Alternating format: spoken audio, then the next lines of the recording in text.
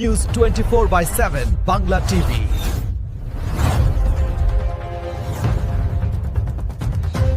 কলকাতায় 10ই এপ্রিল 2026 পূর্ব ভারতে বিশেষায়িত স্বাস্থ্যসেবা আরও উন্নত করার লক্ষ্যে মণিপাল হাসপাতাল গ্রুপের অন্তর্গত মণিপাল হাসপাতাল ইএম বাইপাস তাদের institute of liver and diagnostic DSS and liver care centre চালু করেছে। উন্নত গ্যাস্ট্রো ও লিভার কেয়ারের জন্য একটি সমন্বিত কেন্দ্র হিসেবে গড়ে তোলা এই ইনস্টিটিউটের অত্যাধুনিক সুবিধা, বিশেষজ্ঞ নেতৃত্বাধীন কেয়ার এবং লিভার ট্রান্সপ্লান্টের পরিষেবা সহ জটিল চিকিৎসা একত্রে একটি সমন্বিত ব্যবস্থা প্রদান করেছে। রোগীকেন্দ্রিক নিরবিচ্ছিন্ন পরিষেবার উপরে জোর দিয়েছে। এই কেন্দ্রটি লিভার ও পাচনতন্ত্র রোগের চিকিৎসা ও ব্যবস্থার নতুন মানদণ্ড স্থাপন করেছে বলে আশা করা যায়। তারই বিশেষ কিছু ছবি আমরা তুলে ধরলাম 24x7 বাংলা টিভির পর্দায়। ট্রান্সপ্লান্টের পরে যে পোস্ট অফ কেয়ারটা, সেই সময় যেহেতু একটা নতুন জিনিস আপনি একজনের শরীরে প্রতিস্থাপন করছেন, তো কি হয়, ইমিউনিটি যেটা আমাদের ইমিউনিটি যেটা আমাদের শরীরে, যেটা যে কোনো ফরেন বডি বা ফরেন জিনিস শরীরে এলে সেটাকে প্রতিরোধ করার জন্য, যাতে কোনো ক্ষতি না করে শরীরে, সেই ইমিউনিটি অনেক সময় ওভার অ্যাক্টিভ হয়ে যায়। তো যখন লিভার ট্রান্সপ্লান্ট করা বা যে কোনো কিডনি ট্রান্সপ্লান্টও সেটাই প্রযোজ্য, যখনই ট্রান্সপ্লান্ট করা হয় তখনই আমরা ওষুধ দিই যাতে ওই ইমিউনিটিটাকে কমিয়ে রাখা, যাতে যেন বডি ওটাকে রিজেক্ট না করে। কেননা ওটাই নর্মাল ন্যাচারাল ডিফল্ট সেটিং, যে আমরা বাইরের কিছু ঢোকালে আমরা রিজেক্ট করার চেষ্টা করব। সো ওই ইমিউনিটি, ওই যে ওষুধগুলো দেওয়া হয় তাতে অনেক সময় কী হয় যে টোটাল কাউন্ট কমে যায়, ইনফেকশনের প্রবণতা বেড়ে যায়। এগুলো আমি সব ইনিশিয়াল স্টেজে বলছি। তো এই ইনিশিয়াল পোস্ট অফ স্টেজটা খুব ক্রুশিয়াল আর কি, যে কারণে ডক্টর আয়ন হোসেন বলছিলেন যে ক্রিটিক্যাল কেয়ার যারা লোক আছে, ক্রিটিক্যাল কেয়ার কনসালটেন্ট যারা লিভার আইসিইউ যারা দেখেন আর কি, জাস্ট অপারেশনের পরে যেটা হয়, সেইখানের প্রথম কয়েকদিনটা খুব ক্রিটিক্যাল অ্যান্ড ক্রুশিয়াল। কিন্তু once they are cross that limit, যখন লিভারটাকে ওরা অ্যাকসেপ্ট করে নিয়েছে, এবং মেজরিটি ক্ষেত্রে তাই হয়, তখন আমাদের ওনাদের ওষুধ খেয়ে যেতে হবে ইমিউনোসাপ্রেশনের, কিন্তু he will be okay or she will be okay, সেরকম। কিন্তু long term prognosis is very good. ওনারা প্রতিস্থাপিত লিভার নিয়ে অনেক বছর বাঁচবেন। রেস্ট্রিকশন আছে, কিন্তু সেটা অবভিয়াসলি ডিপেন্ড করছে। বয়সের চেয়েও বড় কথা এখন যেটা বলা হয়, বয়সটা অত ইম্পর্টেন্ট নয়, কিন্তু ক্লিনিক্যাল কন্ডিশন কেমন আছে।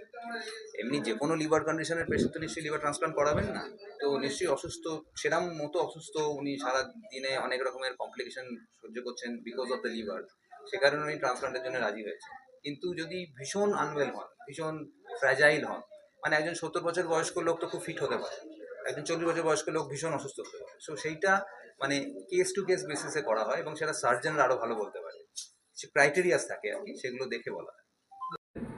হিউজ ডিফারেন্স, কেন এটা ইউজড অয়েল বারবার ইউজ করে করা হয়, তো ইট ইজ পয়জন অ্যাকচুয়ালি। তো আমাদের লাইফস্টাইলের জন্যে আমাদের লিভার ড্যামেজ হচ্ছে। এটা করা হলো লিভার, কি বললেন যে জিনিসটা যে আজকে হলো, যেটা বলছেন না, সেটাই যে আমাদের ইন্ডিয়াতে লিভার ট্রান্সপ্লান্টেশন, এমন এক পেশেন্ট আছে যারা লিভার ফেলিওরে ভুগছেন, যাদের খুব শিগগিরই লিভার ট্রান্সপ্লান্টেশন দরকার। তো যদি আমরা পার্টিকুলারলি ডেটার দিক থেকে যাই, তাহলে হয়তো পার ইয়ার বছরে হয়তো 5,000 পেশেন্টের লিভার ট্রান্সপ্লান্টেশন দরকার। কিন্তু আমরা যদি দেখি শুধু ইস্টার্ন ইন্ডিয়ায় আমরা লাস্ট ইয়ারে হয়তো মাত্র 20 থেকে 25টা লিভার ট্রান্সপ্লান্টেশন রয়েছে, এবং অল ওভার ইন্ডিয়ায় অনেকটাই সংখ্যায় কম, আমরা অনেকটাই পিছিয়ে আছি। এবং সেই জায়গাটাকে পিক আপ করার জন্য আমরা যেখানে অলরেডি সার্জিক্যাল সব স্ট্রিমের সার্জিক্যাল ট্রিটমেন্ট করছি এখানে, এবং অনেকটা বড় পপুলেশনকে প্রোভাইড করছি, সেখানে কিন্তু শুধুমাত্র লিভার ট্রান্সপ্লান্টেশন অনেকটা পিছিয়ে আছে। এবং সেই জায়গাটাকেই ক্যাচ আপ করার জন্য, যাতে আমরা আরও অনেক পেশেন্টকে কেয়ার প্রোভাইড করতে পারি, লিভার ট্রান্সপ্লান্ট করতে পারি, যারা লিভার ফেলিওরে ভুগছেন, সেটাকে অ্যাওয়ারনেস বাড়ানোর জন্য এবং অনেক বেশি পেশেন্টকে কেয়ার প্রোভাইড করার জন্য এই ডিপার্টমেন্ট চালু করা, যেখানে লিভার অ্যান্ড ডাইজেস্টিভ ডিসঅর্ডার, শুধুমাত্র লিভারের প্রবলেম নয়, ডাইজেস্টিভ ডিসঅর্ডার, লিভার ট্রান্সপ্লান্টেশন ছাড়াও কিডনি ট্রান্সপ্লান্ট বা এনি অর্গান ডোনেশন বা any organ transplantation as a transplant unit আমরা এটাকে প্রমোট করতে চাইছি। বডির মধ্যে যে লিভারের সঙ্গে যেমন কিডনি একসঙ্গে সব জড়িত আছে, তা লিভার যদি আমরা দেখি, লিভারের যদি একটা ডিজিজ হয়েছে, সেটা গ্রো করতে কতদিন সময় লাগে, বা মানে লিভারটা কতদিনের মধ্যে যে ডিফেক্টিভে চলে আসে? হ্যাঁ, এবার প্রথম কথা হচ্ছে, সবচেয়ে কমন প্রবলেম আমরা যেটা ভুগি, আপনি দেখে থাকবেন, যেটা ফ্যাটি লিভার।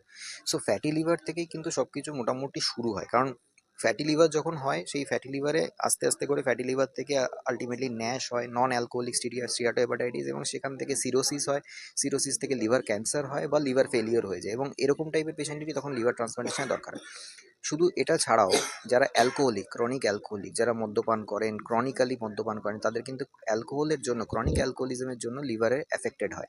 এবং এটা হয়তো রাতারাতি হয় না, কিন্তু ওভার দ্য টাইম যারা ধরুন 10 বছর 15 বছর ধরে ক্রনিক্যালি অ্যালকোহলিক, তাদের হয়তো একটা টাইম গিয়ে লিভার ফেল করে, কারণ আমাদের লিভারের ক্যাপাসিটি অনেক, কিন্তু একটা সময় আমরা যদি ওই অর্গানটাকে এতটাই অত্যাচার করতে থাকি তো লিভারও আলটিমেটলি ফেল করবে।